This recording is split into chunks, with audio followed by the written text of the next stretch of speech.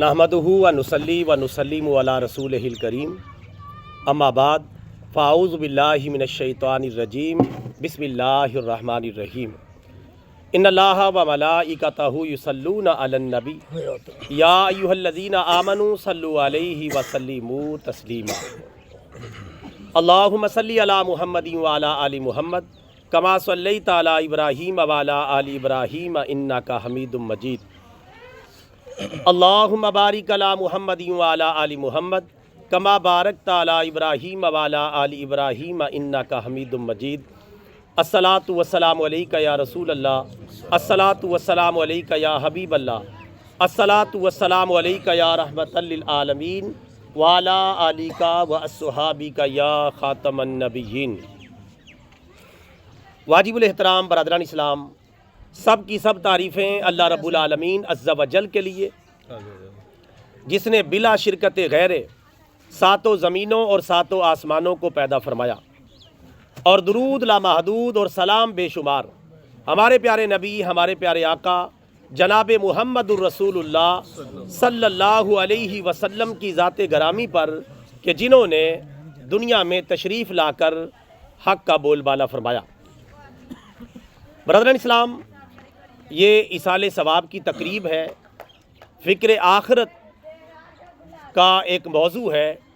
कब्र और आखिरत के हवाले से हमें संजीदगी फराहम करने वाला एक मौका है, जिस पर हम सब मिलकर बैठते हैं, अपने प्यारों के लिए दुआए मग़फ़िरत करते हैं और अपनी आखिरत की फ़िक्र का एहसास हमारे दिलों में अंगड़ाइयाँ लेता है और फिर हम आखिरत की फ़िक्र में लग जाते हैं। ब्रदरन इस्लाम, ये दुनिया क्या है और इस दुनिया की हकीकत क्या है? दुनिया को बनाने वाले परवरदिगार से ज़्यादा इस दुनिया की हकीकत को कोई नहीं जानता। आजकल हम दुनिया की दौड़ में लगे हुए हैं कि कौन दुनिया में आगे जा रहा है, कौन पीछे जा रहा है, कौन कितना कमा के ले गया, किसने कितनी कोठियाँ और बंगले बना लिए, किसने कितनी गाड़ियाँ इकट्ठी कर लीं और किसने कितना बैंक बैलेंस जमा कर लिया। बस एक दूसरे की इस फिक्र में लगे हुए हैं। फिर हमें भी देखा देखी जोश आता है और फिर हम भी इस रास्ते पर दौड़ना शुरू कर देते हैं, ये देखे बगैर कि हलाल व हराम की बाउंड्री क्या है और हलाल व हराम का इस्लाम में तसव्वुर क्या है, उसको नज़रअंदाज किए बगैर अंधाधुंध दौड़ना शुरू कर देते हैं और फिर इसी रास्ते पर चलते हैं और शैतान के हाथों इग़वा हो जाते हैं। नतीजतन हमारी आखिरत और कब्र का मामला ख़राब हो जाता है। मेरे भाइयों, दुनिया में मुकाबला करने की ज़रूरत नहीं, आखिरत के हवाले से मुकाबला करने की ज़रूरत है। और अल्लाह ने कुरान पाक में भी यही फरमाया है कि अगर तुमने मुकाबला ही करना है तो फिर अपनी आखिरत के बारे में मुकाबला करो, अपनी जन्नत कमाने में मुकाबला करो। दुनिया का मुकाबला ना कभी कोई हारा ना कोई कभी जीता। यहाँ कोई जीत गया तब भी कोई ऐसा मसला नहीं, यहाँ कोई हार गया तब भी कोई ऐसी बात नहीं। 50 साल 100 साल कुल ज़िंदगी है, उसके बाद इसका ख़ात्मा है और आखिरत में अल्लाह की बारगाह में पेशी है। अल्लाह ताला कुरान पाक में फरमाता है वफ़ी ज़ालिका फ़लयतनाफ़सिल मुतनाफ़िसून, मुकाबला करने वालों को इस मैदान में मुकाबला करना चाहिए, ललचाने वालों को इस मैदान में ललचाना चाहिए कि कहीं मैं आखिरत की नेमतें कमाने में दूसरे से पीछे ना रह जाऊं, अपनी कब्र को क़यामत को बेहतर बनाने में, अल्लाह को राज़ी करने में मैं कहीं दूसरे से पीछे ना रह जाऊं। इस बात की फ़िक्र करें।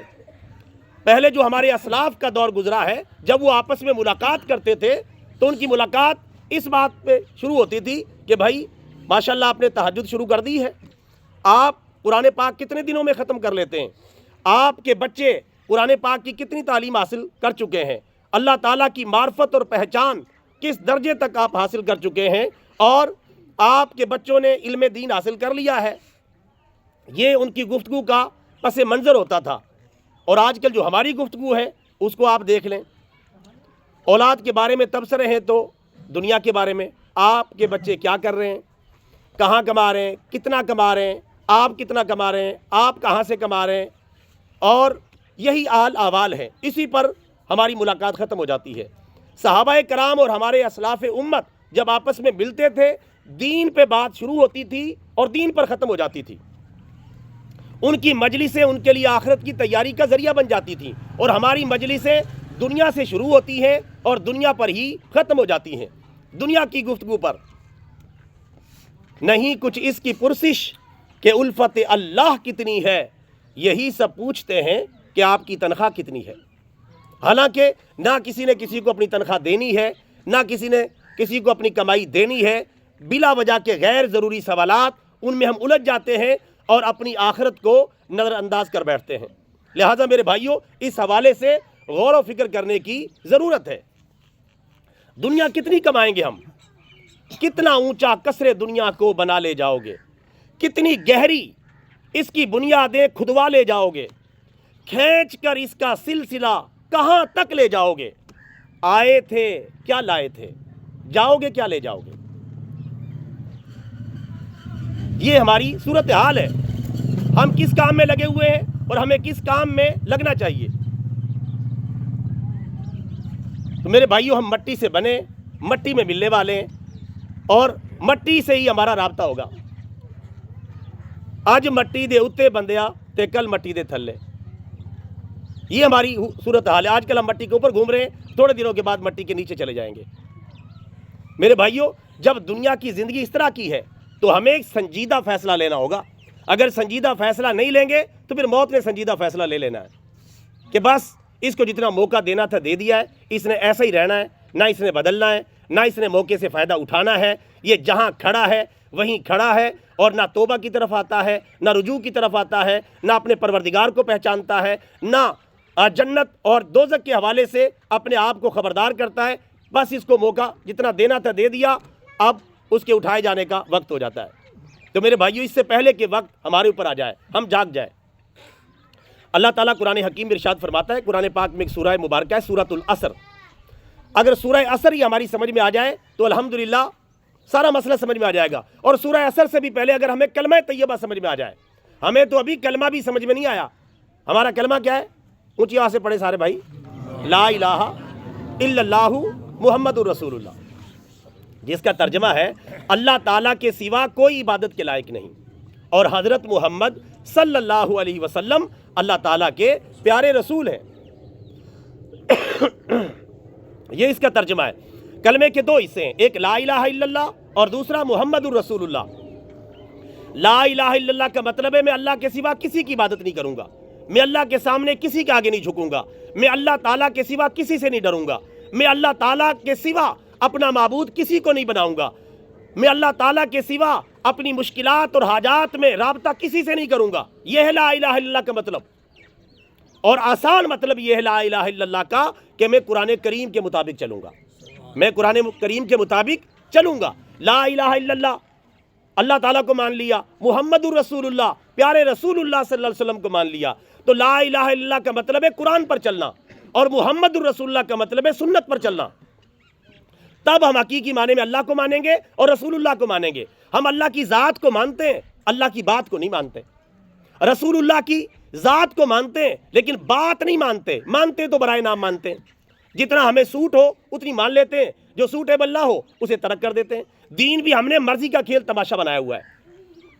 دین میں میرے بھائیوں مرضی نہیں چلتی، دین میں مرضی چلے گی اللہ کی اور پیارے رسول اللہ صلی اللہ علیہ وسلم کی۔ ہمیں تو سر تسلیم خم کرنا ہے، جو اللہ نے کہہ دیا فرما دیا اس پر عمل کرنا ہے، جو پیارے رسول اللہ صلی اللہ علیہ وسلم نے کہہ دیا فرما دیا اس پر عمل کرنا ہے۔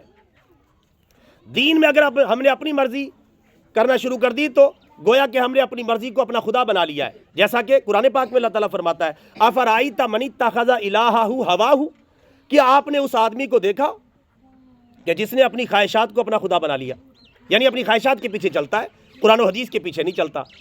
اب اللہ تعالیٰ ہم سے کیا چاہتا ہے یہ سب کچھ لکھا ہوا ہے، کہاں؟ قرآن پاک میں۔ اللہ ہم سے کیا چاہتا ہے، یہ دنیا اس نے کیوں بنائی ہے، ہمیں اس نے کیوں بنایا ہے، اللہ کے ہم سے کیا مطالبات ہیں، اللہ تعالیٰ نے سزا و جزا کا، جنت اور دوزخ کا جو اعلان کر رکھا ہے، یا جتنی بھی تفصیلات ہیں دنیا اور آخرت کی، ساری اللہ تعالیٰ نے کہاں بیان کر دی ہیں؟ قرآن پاک میں، 30 سپاروں میں، 114 سورتوں کے اندر اور 6236 آیات کے اندر۔ قرآن کریم کی کل آیات کی تعداد کتنی ہے؟ 6236۔ 6666 والی بات غلط ہے، لوگوں میں غلط طور پر مشہور ہو گئی ہے، لوگوں نے اسی کو رٹا لگا لیا۔ 6666 قرآن پاک کی صحیح آیات کی تعداد ہے 6236۔ آیات تو قرآن پاک کی ہم صحیح طرح یاد کر لیں، ابھی ہمیں یہی نہیں پتا ہو کہ قرآن پاک کی کل آیات کی تعداد کتنی ہے، اکثر یہی ہے 6666۔ حالانکہ بات بالکل غلط ہے، قرآن پاک اٹھا کے دیکھیں، کیلکولیٹر ہاتھ میں پکڑیں، ہر صورت کے آخر میں اس کی آیات لکھی ہوئی ہیں، 10 منٹ کے اندر کیلکولیشن کریں تو آپ کے سامنے جواب آئے گا 6236۔ کیا جواب آئے گا؟ 6236۔ یہ رٹ کے یاد کر لیں، یہ قرآن کریم کی کل آیات کی تعداد ہے۔ 6666 والی بات غلط طور پہ لوگوں میں مشہور ہے، ہمارے سکولوں کالجوں کے اندر بھی یہ پڑھائی جاتی ہے۔ ہم نے ایک دفعہ وزارت تعلیم کو بھی خط لکھا کہ سکولوں کالجوں کے اندر سے یہ نصاب کے اندر غلطی ہے، اس کی تصحیح کریں، لیکن اللہ کا شکر اب کافی لوگوں کو اس حوالے سے معلومات ہو گئی ہیں۔ تو میرے بھائیوں، یہ قرآن پاک ہمارے سامنے، اس میں اللہ کی ساری باتیں لکھی ہوئی ہیں، اور دوسری طرف ہمارے پیارے نبی کے فرمان ہیں۔ صحیح بخاری، صحیح مسلم، نسائی، ابو داؤد، ابن ماجہ، اور اس کے علاوہ ترمذی شریف، موطا امام مالک، مسند احمد بن حنبل، یہ کتابیں، ان کے اندر ہمارے پیارے نبی کے فرمان لکھے ہوئے ہیں۔ ہمارا دین پورے کا پورا محفوظ ہے۔ قرآن کو لے لیں، دوسری طرف سنت کو لے لیں، الحمدللہ سارے مسئلے حل ہو جائیں گے۔ اس لیے میں اکثر کہتا رہتا ہوں، سب تو پہلا پڑھ قرآن تینوں مل جائے رب رحمان۔ سب سے پہلے کیا ہے؟ قرآن پاک۔ سب تو پہلا پڑھ قرآن تینوں مل جائے رب رحمان، پھر پڑھ تو صحیح بخاری تیری ٹینشن مک جائے ساری، مسلم دا کر مطالعہ تیرے دل دا ٹوٹ جائے تالا، ابو داؤد حق سمجھاوے سدھے رستے تے لاوے، ترمذی دیاں پڑھ حدیثاں کر ذہن دیاں تقدیساں، پھر پڑھ تو سنن نسائی گل لکی نہ رہ جائے کائی، پھر پڑھ تو ابن ماجہ سدھے رستے تے آجا، پھر پڑھ تو موطا مالک تینوں مل جائے تیرا خالق، پھر پڑھ تو مسند حنبل غفلت دا لا دے کمبل۔ تو میرے بھائیوں، یہ کتابیں ہیں، جب ہم ان کو پڑھیں گے تو الحمدللہ دین کا اصل رخ جو ہمارے سامنے آ جائے گا۔ کوئی آپ سے ڈنڈی مار ہی نہیں سکتا۔ قرآن آپ کے سامنے، یہ 6 کتابیں آپ کے سامنے، آپ اس میں حوالہ پوچھیں، پورا دین نکھر کر آپ کے سامنے موجود ہوگا۔ کوئی آپ کو غلط بات بتا ہی نہیں سکتا۔ ہمارا دین سارے کا سارا محفوظ ہے۔ تو یہاں ملے گا اللہ کی باتیں کیا ہیں، رسول اللہ صلی اللہ علیہ وسلم کی باتیں کیا ہیں۔ آخری شعر ہے، شیطان دا توڑ دے پنجا، شیطان دا توڑ دے پنجا تے سرور دی گل نو من جا۔ مان جائیں گے اچھے رہیں گے، نہیں مانیں گے آپ کی اپنی مرضی ہے۔ ہمارا کام تو ہے حق کو واضح کرنا اور دین کی بات کو واضح کر دینا۔ تو میرے بھائیوں، سورہ عصر کو دیکھیں آپ، ذرا ٹائم ہو جائے، ذرا 3 بجے مجھے بتا دینا، جزاک اللہ۔ ہاں جزاک اللہ۔ تو قرآن کریم کی ایک سورہ مبارکہ ہے سورۃ العصر، اس کا ترجمہ سنیں، اس میں اللہ تبارک و تعالیٰ نے سب کچھ بتا دیا ایک چھوٹی سورت کے اندر۔ یہ جو لوگوں میں بڑا مشہور ہے نا، قرآن پاک بڑا مشکل ہے، سمجھ میں نہیں آتا، یہ بالکل جھوٹ ہے۔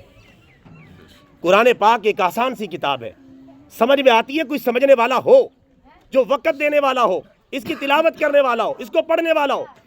مجھے بتائیں، جب قرآن پاک خود کہہ رہا ہے 27ویں سپارے میں سورۃ القمر کے اندر اللہ تعالیٰ نے 4-5 مرتبہ فرمایا ہے وَلَقَدْ يَسَّرْنَا الْقُرْآنَ لِلذِّكْرِ فَهَلْ مِن مُدَّكِرٍ، ہم نے قرآن پاک کو سمجھنے کے لیے آسان کر دیا ہے کوئی قرآن پاک کو سمجھنے والا؟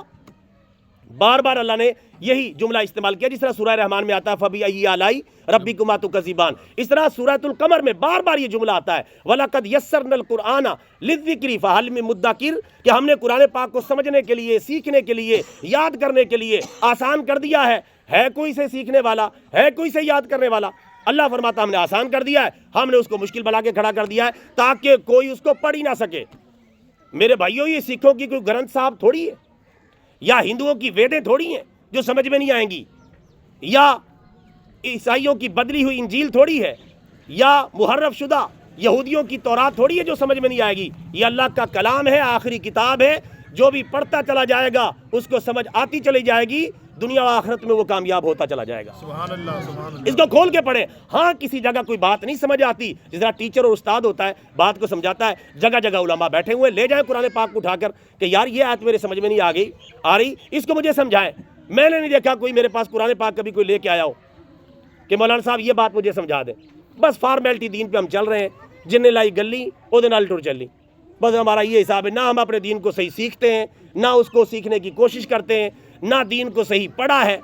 میں بڑا خوش ہوا، ایک دفعہ میں ایک جگہ بیان کرنے کے لیے گیا تو وہاں کے چیئرمین صاحب تھے، اس نے جاتی مجھے ایک بات کی، اس نے کہا مفتی صاحب کھانا کھونا ہم نے کھا لیا ہے، تو آپ کی بڑی مہربانی ایک بات میری آپ نے اس پہ عمل کرنا ہے بیان کے دوران۔ میں نے کہا وہ کیا؟ وہ کہنا آپ نے حق بیان کرنا ہے، حق بیان کرنا ہے، کسی سے نہیں ڈرنا، اور حق بیان کرنا ہے چاہے ہمارے خلاف ہی ہو، ہمارے خلاف جا رہا ہے نا آپ تقریر کریں یار کم۔ وہ کہنے لگا یار کم از کم یہ تو ہمیں پتہ چلے کہ دین اصل میں ہے کیا، وہ بعد میں عمل بھی کر لیں گے، وہ ہمیں تو یہی نہیں پتہ چل رہا بھی دین ہمارا اصل میں ہے کیا۔ کہتے ہیں آپ ڈٹ کے بیان کریں چاہے ہماری ساری مخالفت میں بیان جا رہا ہے۔ میں یار تو کہاں سے میرے کام کا بندہ نکلا ہے، ماشاءاللہ ایسے بندے بھی ہیں، مجھے ایک ہی بندہ ٹکرایا میں کہ کافی دنوں کے بعد، کاش ہمیں یہ کہے کہ ہمیں حق سمجھائیں۔ میں تو پہلی حق اللہ کا شکر بیان کرتا ہوں، نہ کسی سے ڈرتا ورتا ہوں، نہ مجھے کسی سے لالچ ہے، نہ کسی سے کوئی طمع ہے، نہ کوئی سیاسی نہ کوئی مذہبی لیڈر جس کے ڈر سے میں کوئی کمزوری دکھاؤں، ایسا پہلے ہی ممکن نہیں۔ اللہ کا شکر میں کسی کی مرضی کے مطابق بیان نہیں کرتا۔ اچھی بات ہے آپ نے یہ بات کی ہے میرے بھائیو، اس طرح حق سیکھا جاتا ہے کہ ہمیں حق بات بتائیں چاہے کسی کو کڑوی لگے، اور حق ویسے ہی کڑوا ہوتا ہے۔ تو سورۃ العصر کا آپ ترجمہ سنیں انشاءاللہ کافی بات سمجھ میں آئے گی۔ اللہ تعالیٰ فرماتا ہے کہ مجھے زمانہ محبوب کی قسم سارے کے سارے انسان گھاٹے میں ہے سوائے 4 لوگوں کے، وہ گھاٹے میں نہیں ہے۔ اب وہ 4 کون لوگ ہیں جن کے اندر 4 خوبیاں پائی جاتی ہیں؟ ہم میں سے ہر بندہ اپنے آپ کو چیک کر لے، میرے اندر وہ 4 خوبیاں پائی جاتی ہیں۔ اللہ فرماتا ہے یہ 4 خوبیوں والے انسان گھاٹے میں نہیں ہے، باقی ٹوٹل انسانیت گھاٹے میں، چاہے بڑا ہے چاہے چھوٹا ہے، چاہے امیر ہے چاہے غریب ہے، چاہے عربی ہے چاہے عجمی ہے، چاہے کالا ہے چاہے گورا ہے، چاہے عوام ہے چاہے بادشاہ ہے، چاہے کوئی رعایا ہے چاہے کوئی دولت مند ہے، کوئی بھی ہے، اللہ فرماتا ہے سب کے سب نقصان میں، سب کے سب گھاٹے میں ہے سوائے 4 افراد کے۔ نمبر 1 الا الذین آمنوا، وہ لوگ کہ جو ایمان لائے، جو ایمان والے ہیں وہ کامیاب ہیں۔ نمبر 2 وعملوا الصالحات، جنہوں نے نیک اعمال کیے وہ کامیاب ہیں۔ نمبر 3 وتواصوا بالحق، جو ایک دوسرے کو حق بات کی تلقین کرتے رہیں وہ گھاٹے میں نہیں ہے۔ نمبر 4 وتواصوا بالصبر، جو ایک دوسرے کو مشکلات میں صبر کی وصیت کرتے رہیں۔ یہ 4 خوبیوں والے ایمان، نیک اعمال، ڈنکے کی چوٹ پہ حق بیان کرنا، اور نمبر 4 جب حق کو بیان کرتے وقت مشکلات آئیں ایک دوسرے کا سہارا بننا۔